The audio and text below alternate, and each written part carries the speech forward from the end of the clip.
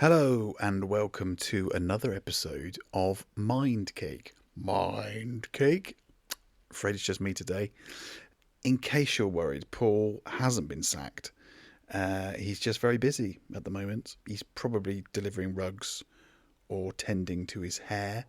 So just me, I'm afraid. And we've decided to shift the focus a bit more towards mental health, seeing as how that's supposed to be what the podcast is about. But don't panic. Paul and I will be teaming up for our Mind Bites, where we'll be reflecting on the other episodes and you'll get your dose of usual waffle.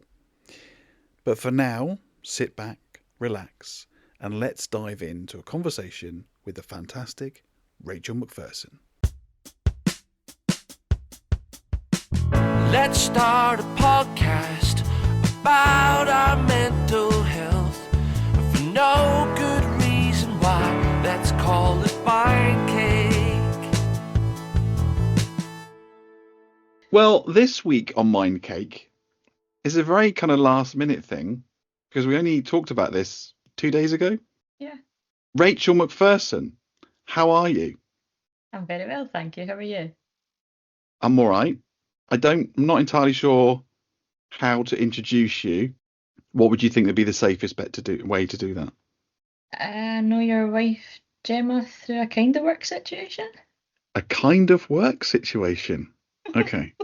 Well, through this kind of work situation, my wife told me that you, Rachel Macpherson, were going to shave your head. Now, for those who can't see us, which is probably the vast majority of people listening to the podcast, how long is your hair currently? It's long. I don't actually know how long. I would say under just below my chest. Steady. We've only just started recording. I don't know how else that's the best way to Well, say no, it. that's fine. No, It's kind of in line with realised. my elbows. Right, that's fine. Okay, no, I wish I hadn't asked the question. I realised after it came out of my mouth, I thought I don't know how. Right, anyway, so it's long. Let's just go with long. It's long, and you're going to shave it. And my first question, which I imagine is the question that you're getting a lot of the time, is, who are you raising money for? Now, Nobody you are actually raising knows. money Yeah. now, but as far as I understand it, that's almost an afterthought. So what sparked the idea of shaving your head and why now?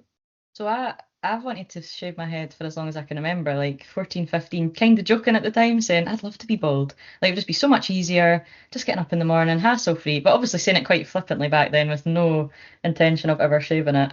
And in the last year, I suppose getting into running and stuff as well, I thought this would be so much easier just having no hair. And then it's probably in the last 3 months, I've lay awake in bed a few times at night time, really going through, like, if I did shave my head, what things would be impacted, and thinking about work meetings or going on nights out, like, could I deal with that? And I'm like, no, I don't think I could actually. And then more recently, so that was just last Tuesday, it must have been the Monday night, I was lying awake for about an hour, going through again the ins and outs, and I came to, like, I was 80% sure I was going to do it. I was like, I am going to do this. I woke up the next day and I was like, there's no way I'm shaving my head. I couldn't do it. So sent a few messages around, like, to my unit head at work just to see, would that be okay at work to be bald? Still not fully being serious about it. And then messaged my mum and sister, kind of joking about it as well. And then mum came back with quite a serious message, like, Rachel, this is serious. This is not funny. You are not shaving your head, or, like, really, you can't shave your head. I would be devastated. I would be heartbroken. And it was in that moment I was like, I'm fucking shaving my head. I realised I'm quite stubborn. And so from there, it became very serious. And I was like, this feels like something I need to do. I need to shave my head. And I've had, not naysayers, people are saying it in a caring way, but people really questioning, why are you doing this? You know, don't do that to your hair. But it all comes back to vanity and things. So that's became a reason that I want to do it, just because nothing bad's going to happen when I shave my head. That is interesting. Like you say, nothing bad's going to happen. It's going to sound so creepy. Observing you. Your hair is very long. Could you not, from maintenance purposes, could you not just have it cut short? Why completely bald? I mean, you're going full Kojak. I've never done anything in half measures, and this is going to sound so contradictory. I don't want short hair. Like, I've the shortest I've had, it's probably shoulder length, and I hated how that looked. I didn't don't like it. It didn't feel like me. And I don't feel like I want to get a short cropped haircut. I kind of just want to experience of being bald once in my life. And I You might want regret it. to? I'm fully prepared to regret it. How would you rate it, Lee? I'd say it's all right. I wish I had your hair. I do. I I do. would donate it to you, but I think there's It, people in more need.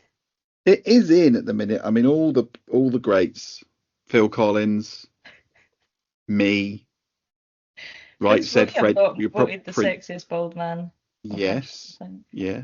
Right said Fred. Are you too young to remember Right said Fred? No, I'm aware of them. They were too sexy for their shirt. So sexy it hurt. There you go. Completely bald.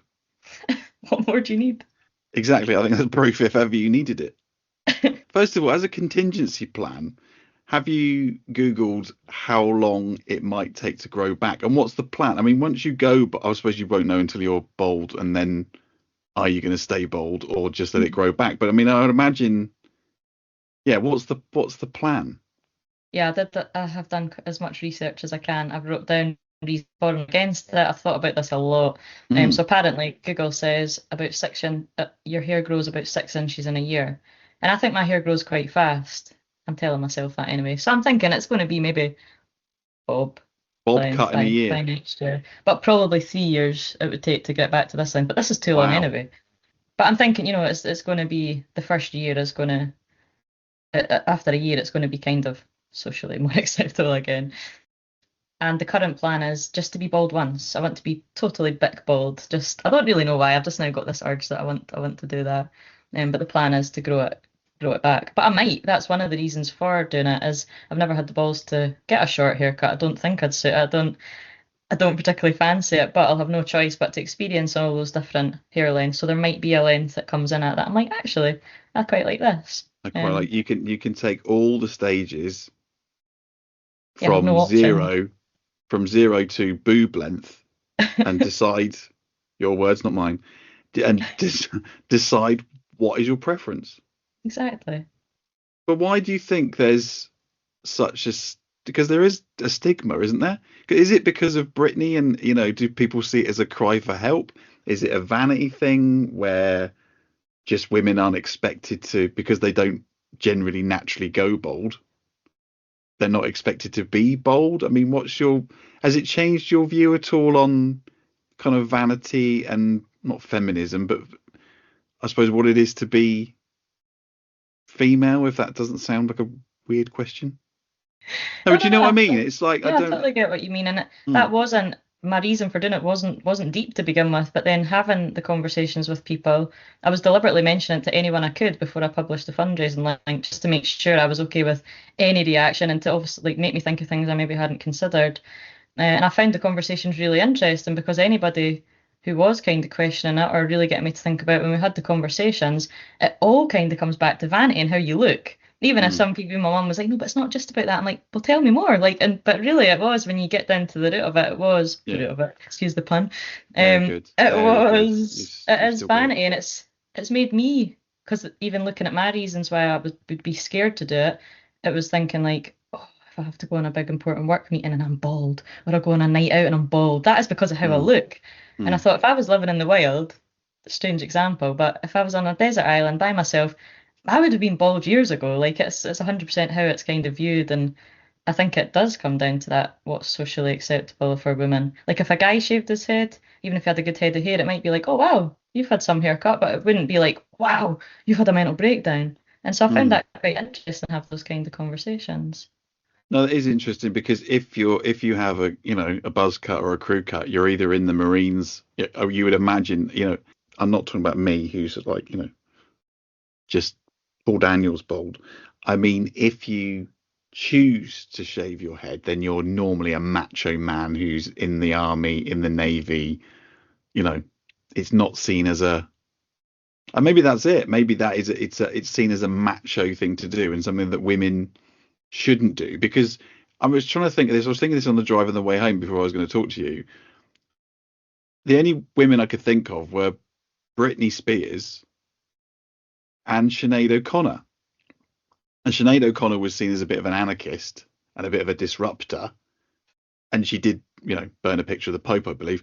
But but if you just looked at her without knowing anything about her, I think that you would have that, or people may have that impression of her because she had short or no hair. Because people are making a judgment of you, and I wonder what reaction you'll get. There's one thing talking about it, but it's another thing, like I say, I suppose walking down the street or going into a shop for the first time or whatever, and people may be doing double takes or whatever because it's not the norm. Mm. And do you Who wants know to how? be I mean, normal? you must have thought about all this and how you're going to react to that. And Yeah, and it scares me so much, and I do feel the urge to like. I'm thinking I'll wear a hat a lot, especially when it's cold, obviously. But I have got that feeling like I can just put a hat on and hide it. But I really want to get to a place where I'm like, no, just own it. Who cares if you get looks? But I'll see.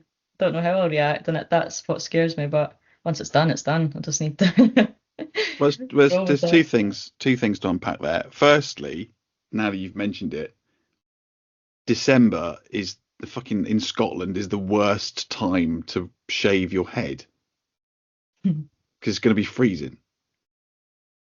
But also, you can easily wear. I wear hats most of the winter anyway when Oh, we're here, okay. so actually, I won't probably feel that different. Okay, fair enough. That's that one debunked. The other thing that I was going to say, I've completely forgotten. So let me think about that for a minute while I try and think what comes back to me. No, it's gone. Gone. Sure, it was a great question. After choosing to have your hair shaved, you then make the decision to do that for charity. So can you tell us a bit more about why you chose to support the Little Princess Trust and Calm? Yeah, so I was always thinking, when I was thinking, would I ever shave my head? I was always thinking about donating the ponytail because that's been mentioned by people who've done similar things in the past. And so, yeah, I was always going to donate the ponytail, but I don't really like fundraising. I know it's not me, but it just feels like you're asking for money. It's never, Yeah. I don't really like doing it. And I've also try not go on social media much nowadays. So I knew if I was doing that, I would have to kind of post things. But I was actually going on a work call. Your wife happened to be there, and I think it was her suggestion. She was like, "If you do that, you've Rob, of got." it sounds sort of worthy shit she'd come out with. Saying like you would have to fundraise for it if you're doing something that big. I thought that's true actually. It'd be a waste not to do that. So that's where the fundraising thing came from. But I wanted to be clear that this is something I want to do. I'm not trying to be Yeah, like, you're not doing it to raise money. And I don't know of any, I was going to say any men or women that just want to shave their head. So my best mate shaved his head. Wasn't particularly long anyway. But again, it was for charity. mm. So Little Princess Trust. So what do? They take your hair and do you give them the money or do you actually give them the hair as well? No money, just the hair. Like you just bag it up in a sandwich bag, as far as I know. I need to look into that a wee bit more because I want to find out how they actually make it into a wig.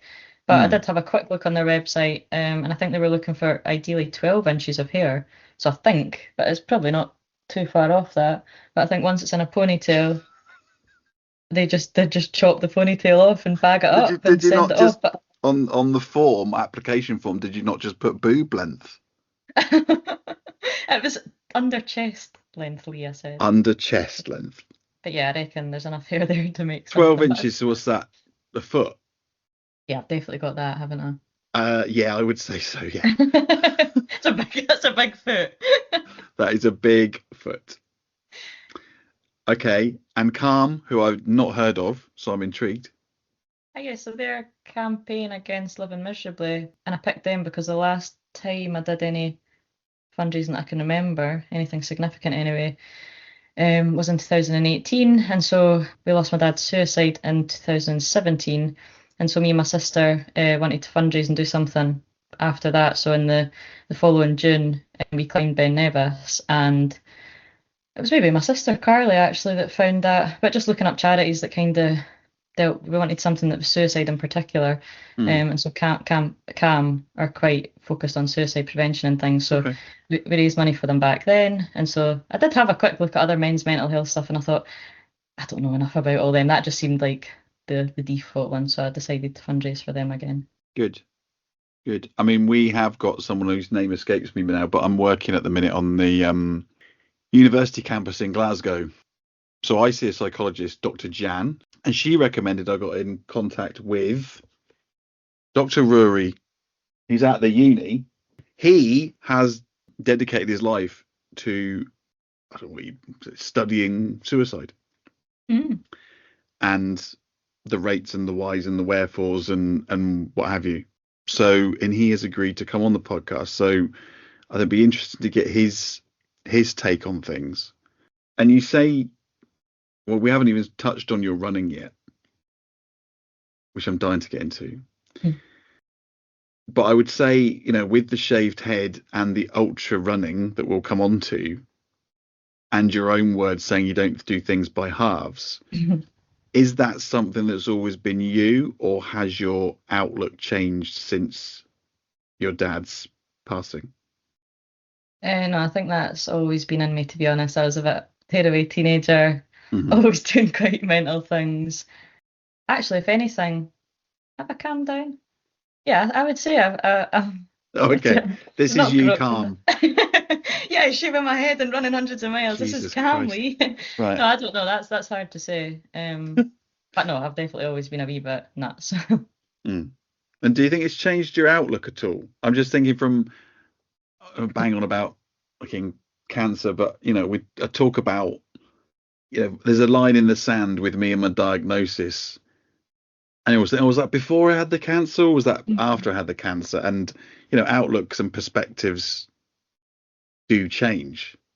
Yeah. And obviously, you were old enough to have a significant impact on you. You say you got a sister. Yeah. Do you feel that has changed you and your outlook at all? Must have done. Yeah, because I was only 22, my sister was 19.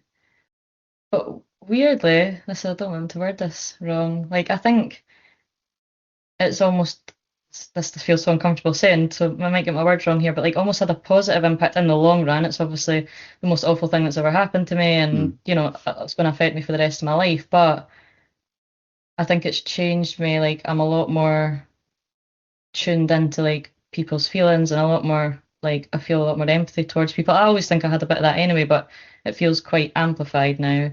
And I think I didn't get into running because of losing my dad, but I do wonder sometimes, you know, with the ultra running stuff, there's a lot of people who are in ultra running that have traumatic backgrounds and stuff, and I'm like, I've not experienced trauma, but then I'm like, you actually have, Rachel. Yeah.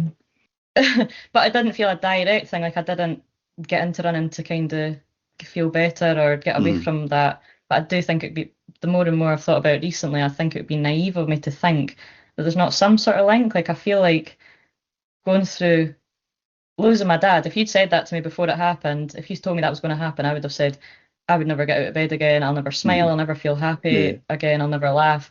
So I've been so surprised that actually life does go on. You can feel happy again. It's you do learn to live with it, as cliched as that sounds. And I think surviving that and coming through it has almost made me feel stronger. And so I do think I take that into ultras and stuff. That's what's a wee 100 miles if you've went through that and survived that. Yeah. Yeah, well, I mean, that's what I was I mean, again, it's a mental health podcast, and not only, and that's what I was so interested to talk to you, because there's obviously the mental health, it's not the mental health side, but I suppose the psychological side of shaving your head. There's obviously what's happened to your dad, and then the whole, well, we should probably tell people that you did a race, we've done many races, however, you've not been actually running for that long. Is that right? Yeah. Nodding doesn't work on a podcast, Rachel. Sorry, I thought I was waiting for you to finish the question, Lee. So well, yeah, this is me waffling on. You've listened to a couple of episodes and know that it's just me talking. Yeah, so you've been running for what, 3 years? 2.5. 2.5 years. Neither 3. Sorry, you're right. I'm forgetting it's nearly the end of the year. Okay, so before those 3 years, what was your experience of running? Oh, nothing. Is drug talk okay on this podcast? Is what? Drug abuse. Yeah, that's right. Yeah. I thought that's what you said. I was just checking you. Yeah. So no, I was not sporty or anything. Like, as a teenager, I was just going out, drinking, smoking, taking drugs. Probably from 13, softer drugs, 15, harder drugs. So quite young, and up until actually only about 3 years ago. So that was kind of my life. And then probably trying to get away from all that, I was trying lots of different fitness things and just never stuck to anything. And then I split up from my partner at the time. Actually, he moved out, and I wanted like a really clean start. And that was like an opportunity. He was nothing to do with that, the Mm. taking drugs and stuff. But it was just in my head. I thought I can have a clean start here. And so from that point, didn't touch anything, and then got into running a month or two after that. So So how did you get into running? How did that, is it something you've always fancied, like shaving your head? Is it something that's always you've always fancied, or is it just a conversation? Oh, you should maybe give that a go. We've got a running club on a Tuesday, and you went along, and that was it. No, in the few years before I actually got into running, I had tried like going out a handful of runs a year, just not even a 5K, just trying the couch to 5K thing on and off and never Yeah. sticking to it. But did have that desire to try and get fit. Like I had a gym membership for years, again, just wasted it. But there was that desire there to try and get fit and get better, but never ever stuck to it. And then I'd signed up, I think it was for the virtual Edinburgh Half Marathon. And it was coming up to almost a year where you wouldn't be able to submit like a time for it. So that kind of prompted me to like, right, let's try and do that. And so that was in early 2022 that I did train to do the virtual half marathon, and then it just snowballed from there. So within 3 years, you are now running ultra marathons. You did a race not so long ago that was 24 hours. Yeah, And how far did you go in 24 hours? 107 miles. 107 miles. So within 3 years, you're running a 24-hour race, 107 miles. And where were you placed in that race, Rachel? Second. Second female. Female. Yeah, female. Yeah. Yeah, I don't do Right, things in second. halves. Right. So when you say you don't do things by halves, then so many questions there. How, again, mentally, what makes you decide to do it? To think, well, I think I'd like to run for 24 hours. How do you then mentally prepare yourself? Well, and physically, but mentally, because it's as much mental, I would imagine, as it is physical. And then what keeps you going during the actual race? I'm totally fascinated by ultras. Like there was probably six months. In fact, there was nearly a year. I think between deciding I wanted to do an ultra, I heard it on a podcast, and I just thought I Oh, would so love you it. do listen to other podcasts? That's One interesting. podcast I Oh, listen you to. listen to One one pod. I podcast. see. Good. Soon to Okay. be two. Soon to be two. You're just going to listen to this It's episode. actually quite good. Yeah, Thanks listen to very my much. episode. Yeah. I'll get your Listen to your listens up on episode this and then one. just bin it. Mm. And so just hearing people talking about ultras, and I'm still feeling I've only done a handful of ultras. There's still so I've much. only done a handful of ultras. No, but there's a lot that I'm fascinated to experience, but I haven't actually experienced myself yet. And just, I don't know. I actually don't know what that desire is, just to see what the human body is capable of and pushing myself to the absolute limits. I don't know. There's something exciting about seeing something and thinking that there's no way I could do that. And then the feeling when you actually do it, it's like, wow, I can do that. What else could I do? And it just escalates. And there's something that I do believe ultras can give you. I've read this in books and podcasts. I've not fully experienced that myself yet, but ultras can take you to a place, like a really, really dark mental place. But like you're thinking people can go for days in ultras, and that sleep deprivation, that pushing through some seriously hard, dark stuff, that builds mental strength and resilience that I totally believe translates into real life stuff, and even things like losing somebody, like the worst thing that could happen, Yeah. builds that result to make you be able to deal with that better. So that's always fascinated from day one of just hearing about ultras. I And in think there is terms of something like you say. If this is a really bad example, but imagine if you're in a meeting or whatever it is and something's not going your way, I can run 107 miles in a fucking day. This is nothing.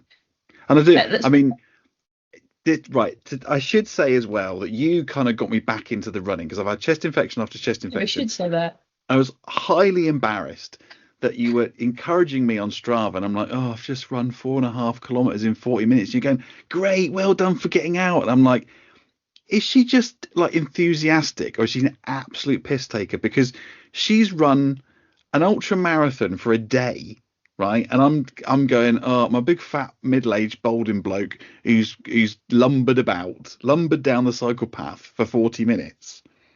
And yeah, and you've done that in 3 years, Rachel. No, just can I come in there though? That's absolutely not a piss take. Like, there's nothing that excites me No, I more know. than seeing. No, like see that's so much because people like my mum, she trained for the half marathon this year too, and seeing her, if I see a post on Strava from her or you, I'm like, yes, so excited about it. Like it's not as exciting if there's I know somebody trains, 6 times a week and they've been doing ultras for years. That's yeah, I know they can go and do 50 miles or whatever. That's not as Mm. exciting. I love seeing new people getting into it, and oh, I'm a total Strava pervert. I love seeing people doing their like someone's done their first run in a while. I'm straight on it, like well done, love it. But you were saying earlier as well. Sorry, I'm jumping about here. But you were saying you come off social. So are you still on Strava, or and again, was it a mental health thing you decided to come off social media, or what was the Yeah, I thinking behind that? suppose. So this maybe the last year and a half I've tried mostly Instagram because that's where most of my time was spent. Just I go through phases of deleting it, but it only really lasts a week or two. But the Mm, difference I feel in that time, it impacts positively on my focus, how smart I feel, how productive I am at work, my relationships, how thoughtful I feel with family. It just impacts positively on everything. How tidy the house is. If I read more, so many things, and then somehow it creeps back in and it's mm. constantly in my head like why am I getting strong back in when I know how great I feel when I'm You know off the it. benefits. So just this month I managed 2 weeks. So normally when I delete Instagram, my use on Facebook and Strava goes up. So I just end up scrolling like Yeah, on yeah. them. So 2 week about no, it must have been 3 weeks ago, but it was for 2 weeks. I deleted Facebook, Instagram, and Strava. And Strava was the one that scared me most because there was like I had a run coming up that I was hoping to do a 5K PB attempt, and that was what came into my head. I thought, oh, but if I get a PB, I'd want that on Strava, and it totally stopped me in my tracks. I was like, how weird Mm, is that? That is obviously to get that kudos and people to be like, yeah, wow, look what you've done, and yeah, that yeah. I was like, right, you need to delete that because that's actually Hmm. unhealthy. And I Hmm. know it happens to a lot of people, but I thought I'm at quite early in my running, and I want to make sure that what I continue, like the races I choose to do, the stuff that I do is for me and not getting impacted by that'll be cool for people to see on Strava. So I'm not saying it'll last, but that's been 3 weeks I've been off Strava and 2 weeks I was off Facebook and Instagram, and then I had to download it to post my fundraising link. But I do plan on coming off it again. And I feel so much better. I love it. And I feel totally me. I'm always think I'm me, but particularly in the last few weeks, it's Mm. like I'm 100% sure everything I'm doing is me. It's not influenced by anything I'm seeing or See, I'm thinking it's difficult with a podcast, but I am genuinely thinking of just not.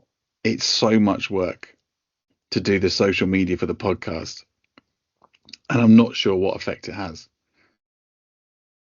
And I'm genuinely thinking of going, right, well, do you know what? We're going to do what we do, and we're going to put out the episodes. And you might post on the day it comes out, new episode, da da da da da.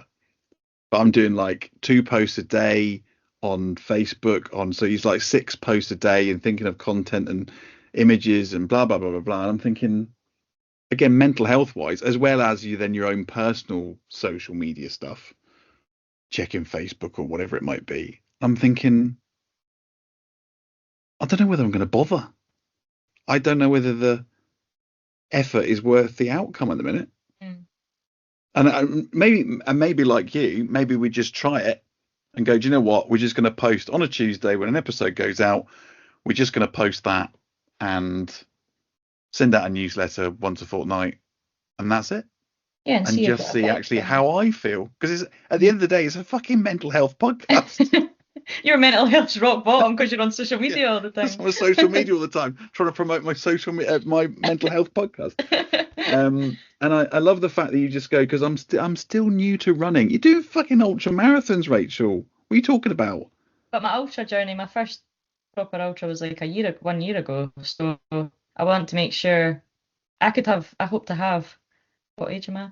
I hope to have a good 50 years ahead of me running, but like 30 years of good running. So I don't want to be influenced over time. I think anybody who uses social media, even if it's in a positive way, there will be, if you've used social media for years, we're influenced by what we see, even if it's in tiny little ways. Yeah, Our lives will be slightly different than what it would have been if we hadn't had social media for the last 10 years or whatever. yeah, I'm not saying it'll absolutely. last. It's very early days. I do go through phases. I'm going to a No, Buddha but retreat next weekend though, so I think that I might. That'll match my baldness. I'll have no social media. I'll be a monk in the Oh Himalayas this yeah. time next year. Please tell me you're going to wear an orange robe. I might see if I've got an orange jumper actually. Do it. Bald head, orange jumper. Bosh. Going back to the running though, because I'm fascinated by everything, right? I'm fascinated by the baldness. I'm fascinated by the backstory. I'm fascinated by the running. So you decided you were going to start running, and did you know at that point, oh, I'm going to run fucking miles? Or are you going, or did you start on the couch to 5K and go, well, I'll just see if I can run 5K? I'm just interested how you've mentally, again, what leaps you've taken to go from a completely novice runner to then running ultras in 2.5 years. Well, less than that then. So you decided after a year, you've been running ultras for a year. Yeah. What happened in your head? Or is it just a case that, like you say, you don't do things by half and just go, I've started running on day one. I think I'll probably do an ultra in another 12 months. No, no, definitely not. My goal was just to do a half marathon, and when I did that, that was felt like so far. I was like, and that's when I really fell in love with running because I was just like, wow, I've done a half marathon. Like I would never have dreamed I could do a half marathon. And at that point, I was still saying I would never do a marathon. That's a different ball game. Hmm. Couldn't do that. That's too much. Then somehow signed up to a marathon before I'd done the virtual half marathon by myself, but before I'd even done my half marathon race, I'd signed up to Paris Marathon. And I thought, well, if I've signed up to it, I'll just have to train for it. And then while I was training for that, the ultra seed got planted, and I thought, oh, I'd love to do ultras. See, the thing is, I did a half marathon, the Bournemouth half marathon many years ago, 2017, 2018 maybe, and vowed never to do another half marathon. And maybe that's just where me and you differ. I don't know. I can't really explain it. There was just that draw. Maybe it is that extreme all or nothing type Hmm. personality. I don't know. There's a tiny part of me that would be tempted to, Do an ultra.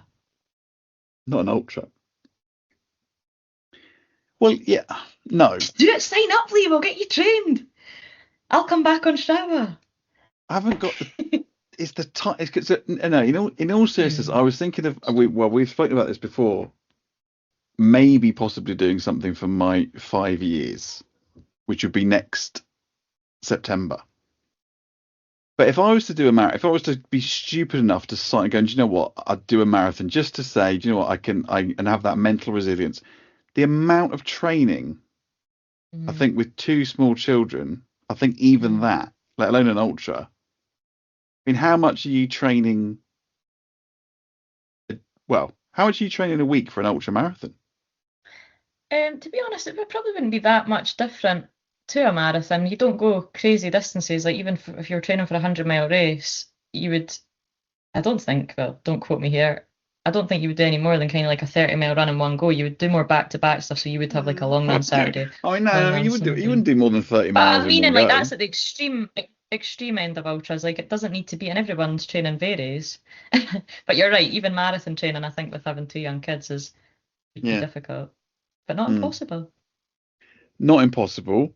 However, my first step. So I have done one junior park run with Isabel, and she vowed, a bit like me, never to do another one. So that's I think it's 2 kilometers, the junior park run. Mm. That's about my limit at the moment.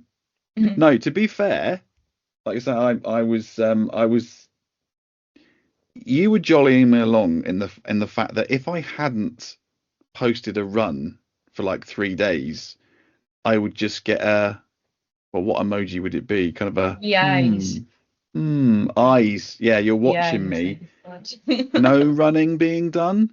And then more recently, I've been more consistent with the running. And I was wondering, why isn't Rachel's not like on my case? And she's not seen that Oh, I've done. sorry. So I didn't realize you come off, which is why you couldn't see it. Because I was really chuffed yesterday. I did a 30. Oh, So I've gone relatively quickly from yeah, it's a good one. 31:30 yesterday for a 5K. And yes, I am. I don't know whether you're aware that I do the Knutsford thing every 6 months. So I go down the south and they come up. My pal comes up. He's big into his running. Hmm. And so we're going to do the Knutsford park run on the Saturday morning. So my plan is to do it non-stop. It's a I very don't I don't know how hilly it is, because if there's any hills, then I'm fucked. But we should maybe talk about if you would be prepared to put a training plan, some sort of. What are you looking You'd at me be, like that? I'm not qualified. You'd be better asking AI for a training plan. I'm What happy do to you, support you and send it. what do you mean you're not qualified? Because, well, whose training plan do you follow? I've got a coach who's like got qualifications and Of things. course, you've got a coach, because you don't just rock up and do an ultra marathon. Lots of people do. So how many times are you train in a week? It's different just now. I'm not, in fact, I've not ran this week at all. I'm making excuses. I've not ran. But at the peak of training, I think 5, 6 days a week. But it varies every week. She'll change out. It's week on week. She'll give me my plan. It's on an app, so it's very Right, okay. flexible. And does that change in terms of it's not always running, or it's obviously going to be different types of running, but sometimes is it in the gym or weights or other training as well? It's not That's just running. Yeah, that's all alongside the running. So at the Right. peak weeks, it would be 5, 6 days running, and then I'm doing weights sometimes 3 times a week, but probably in the peak weeks would bring the weights down a bit. So maybe just doing 2 strength sessions a week, and meant to be doing all the yoga and stuff, which I'm a hit or a miss with that. I want to get better at that. Well, sorry, that's something you said earlier, and I was going to, with the last episode, now that you're a fully fledged listener, the last episode was with Amy Alexander, who is out in, or was out in Bali doing a yoga retreat, and is now in New Zealand. So we've got a couple of episodes with her most recently. So It yep, caught my she's eye. she's bigging up the yoga, bigging up the cacao. Apparently they do like cacao ceremonies. So you do yoga and Like drink. chocolate. Yeah, I mean, what could be better than doing yoga and eating chocolate? I'm in. So there's another one for the list. I'll add that. Okay, well, here's one. When you're deep into an ultra marathon, battling exhaustion or pain, what keeps you going? Why don't you just go, oh, fuck this? And it's a good question, and it's not something I've experienced a lot because I hope this doesn't sound wanky. Apart from the last ultra, which I'll come on to, the other ultras I've done, yeah, there's been hard bits where it's, I've hit a wee bit of an energy dip briefly, or I felt a bit sick, or have been physically sick, and then it passes. But it's not been anything at all that's made me think I want to stop this. They've been all right. The last one, because that was almost doubling my distance I'd done before. That was, they call it the pain cave, a lot of people in ultra. So you hit that pain cave, and it's about, how you navigate through that. And I'm like, I've been dying to get to the pain cave. And then and Why? I don't know, I don't know the why to that, but I do. Or I think I do. And then yeah, the big race there, I was hitting that point where I was like, oh, I was crying and everything. And I was like, I don't know if I do want this. Why do I want this? But there still wasn't I still didn't want to. I wanted to stop, but I wouldn't have stopped if that makes sense. Mm, My coach was there. I'm coached by Wild Heart Runners, and so they're two. It's Debbie and Karen are two amazing ultra runners, and they were there crewing for a few of us. So they definitely pushed me on to do a lot. I think I would have stopped at 100 miles if I'd been by mm, myself, mm. because I would have been happy with that. And I was at the point where I was like, I really, really want to stop. Probably for the last like 15, 20 miles, I wanted to stop. In fact, over 20 miles, I wanted to stop. But they definitely pushed me on to get the extra 7 miles. But I suppose going into it, like, I really, really, really want to push myself to those limits. So, and I know I'm expecting it to get very hard. That's what I want. I'm not Mm. expecting to go and run for 24 hours and it to be a breeze. No, no. So I suppose that helps me push through. But like I say, that's only the first race I've experienced that. So I think obviously there's a lot more to come where I'll learn what I call upon, what I do to get through those things.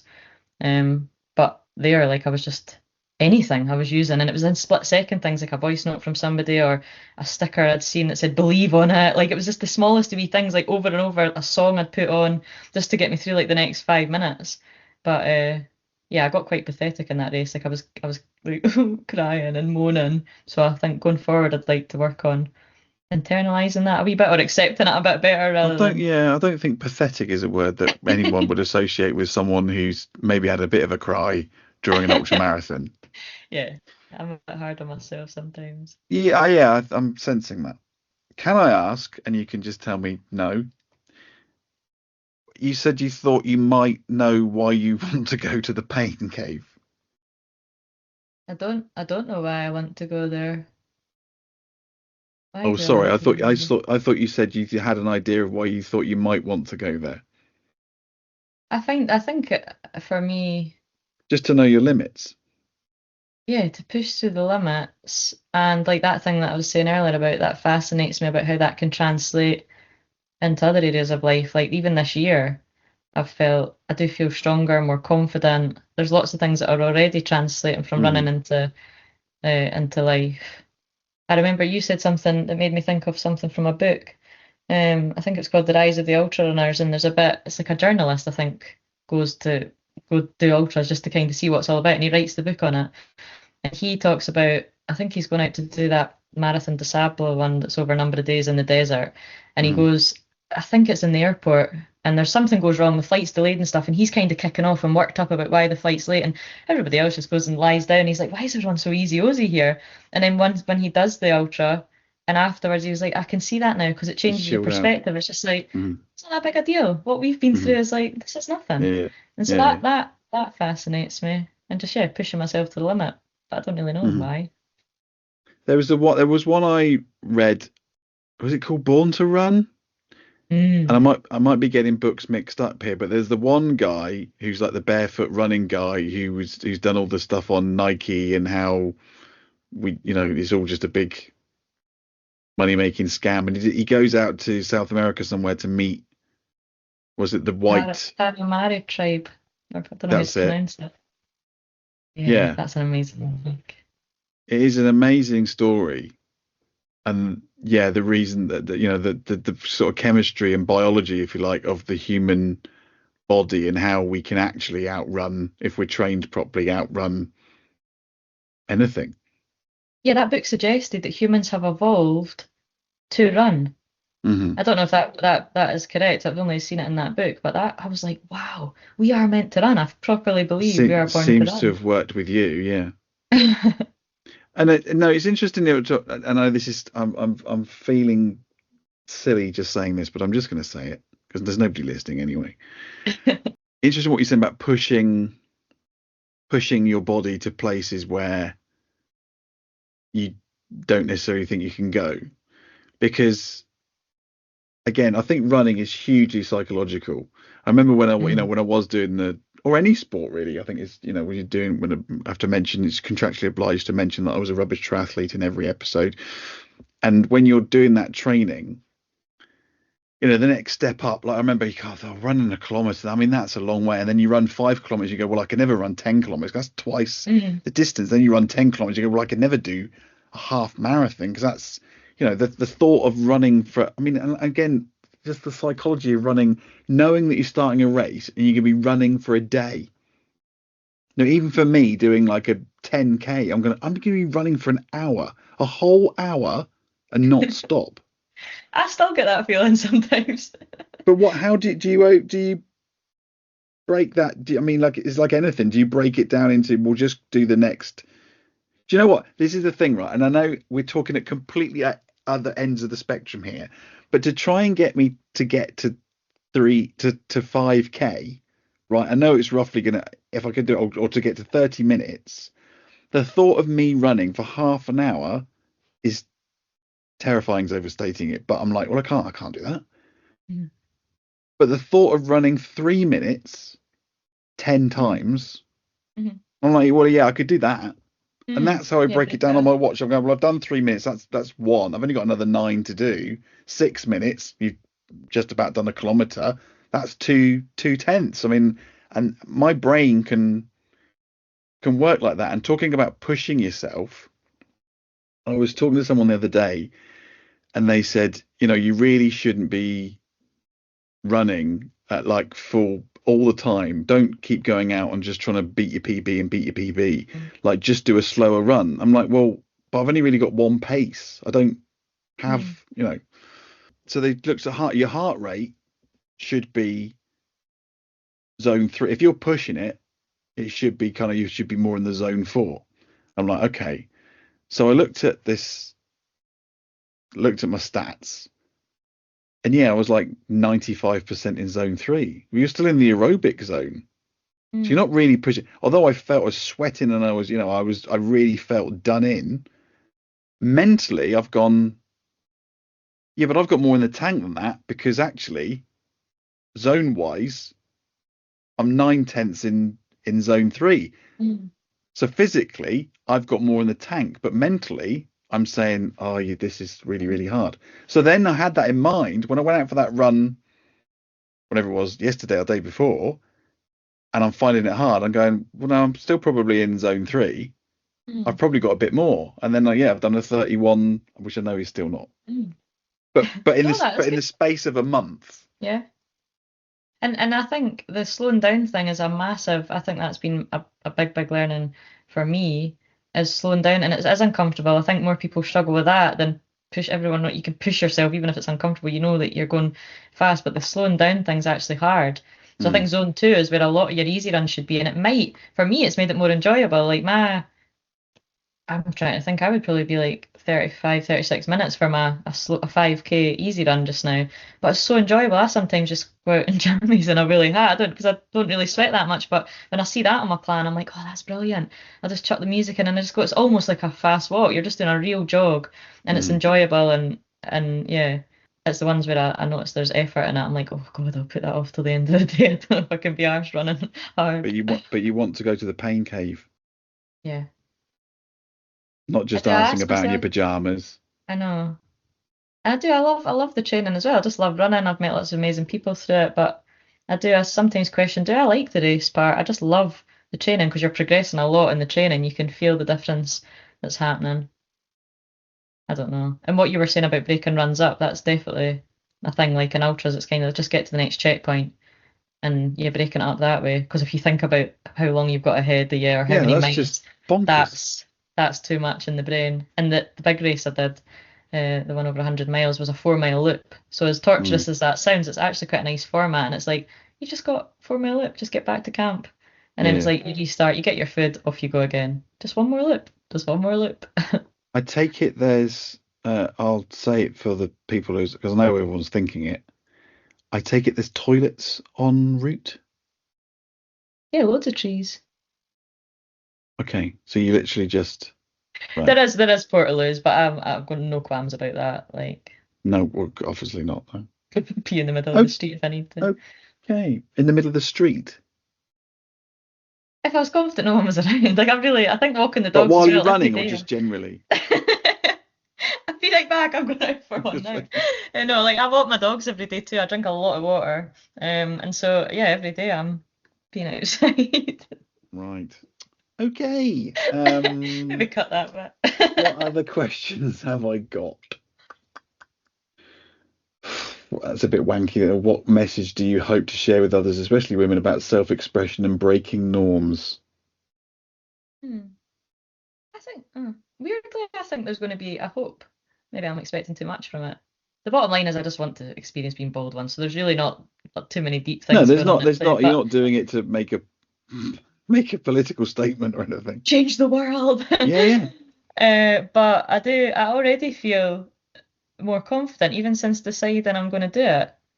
I even went into normally my hair naturally is just like curly frizzy, and I just went into the office yesterday. It wasn't even in a score. I just felt I was like, who cares? The hair's going soon. Like, but even like on work, I've had a few work meetings, and just the decision to shave my hair feels like a massive, brave Yeah. kind of thing to do. And I feel a wee shift already that I'm just like I feel really confident in myself at the moment. So I'm Good. hoping once the tears and regret get put out of the way when I've shaved it, there's maybe a bit of that. I don't know. I suppose we should finish up by saying, where can people donate to your hair? Where would you like to direct both of our listeners to donate to the cause? So it's I don't know the exact link. It's just given stroke Rachel Macpherson Baldy, I think, but it's probably better. Do you have like show notes or something? We've got, yeah, of course we've got show notes. It's just like, you think it's like some sort of amateur thing that I just You're sort of, actually quite a good podcast. yeah, we've got show notes. We've got a link tree.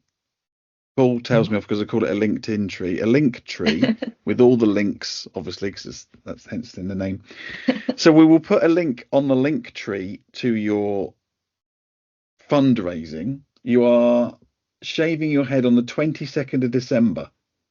Yeah, and I'm going to go. I think my sister suggested she wants to make a TikTok account for my bald head and everything, just to ridicule me. But I says if she wants to do that, she can do that. But we're going to go live on, I'm assuming Instagram's probably where most people would be. So we'll Oh, go you're doing live. it live on Instagram. Yeah, that was my sister's idea, so that makes me a Right. bit nervous. But we're going to have a bit of fun with it too. We might actually like shave. Oh, this isn't too personal. We're going to shave like a like kind of what your hairstyle's like. We're going to shave Why like is a that? wee Why of is that hair. funny? Just as it was coming out of my mouth there, I was You, like, you want that's you kind want of you like think Reed's haircut. I wonder what it feels like to look like a middle-aged balding man. Very much. It was either That'll be that or a funny. Mohican. Yeah. Welcome to my world. Sorry, Lee, that was a total It's accident. absolutely fine. It's absolutely fine.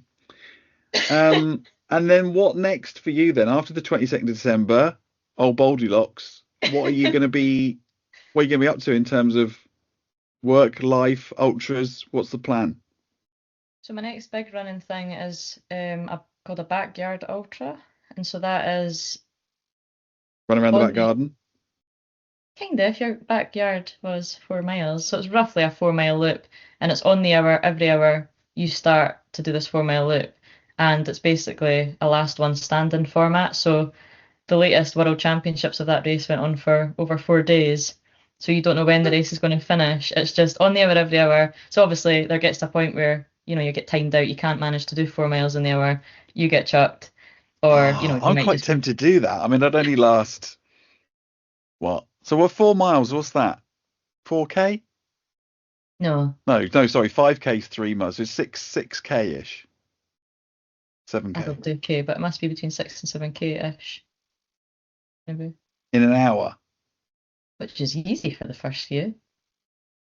It's not giving you much. It's not well. Sorry, it's not giving me much of a rest in between. So people I reckon roughly I come could do in 2. I'd be there for 2 hours. I reckon. something. Hmm. Oh, I'm tempted.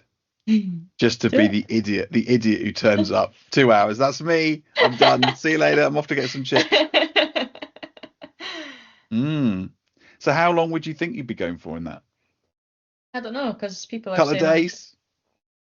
I would love to go as far as but would I? When I seen they were going for 4 days recently, I thought even if I could do that, I don't know if I'd want to.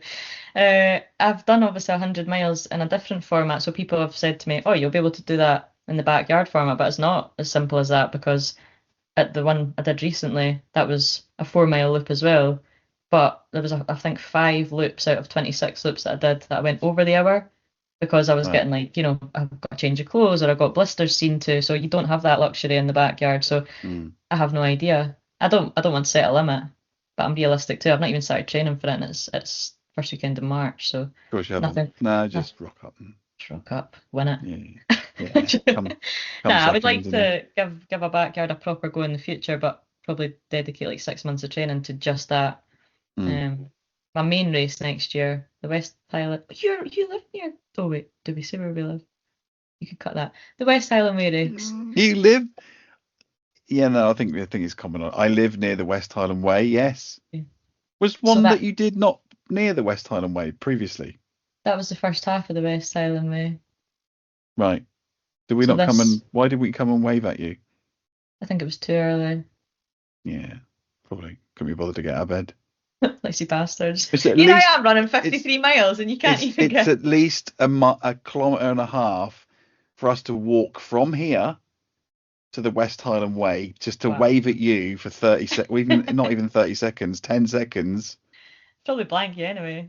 You probably That's a blank us anyway. mediocre podcast Yeah, guy. yeah. It's not it's above average, I think. I I think it's would agree with fair. that. That's fair. Yeah.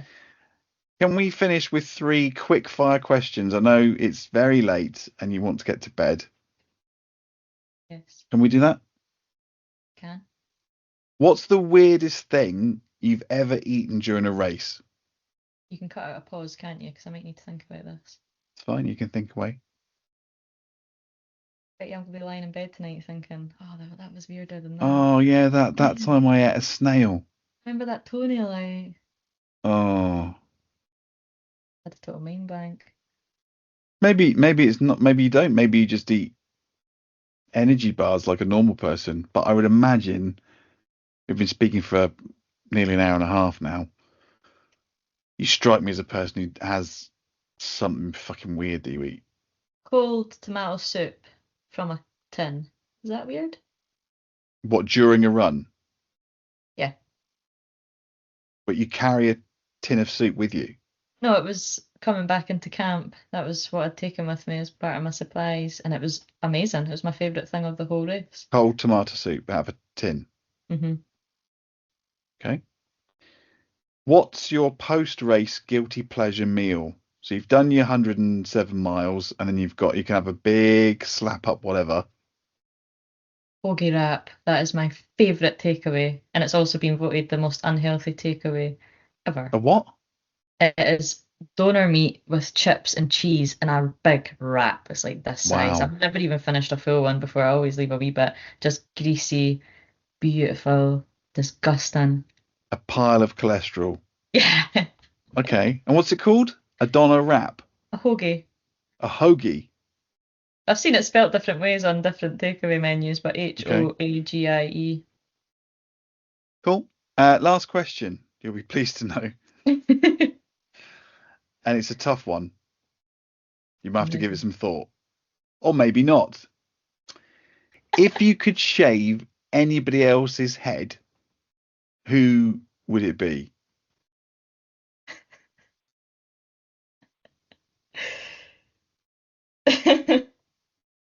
You can say Gemma because she doesn't listen to the podcast. Gemma did pop into my head. I thought that'd be a laugh just in the office, just going up and.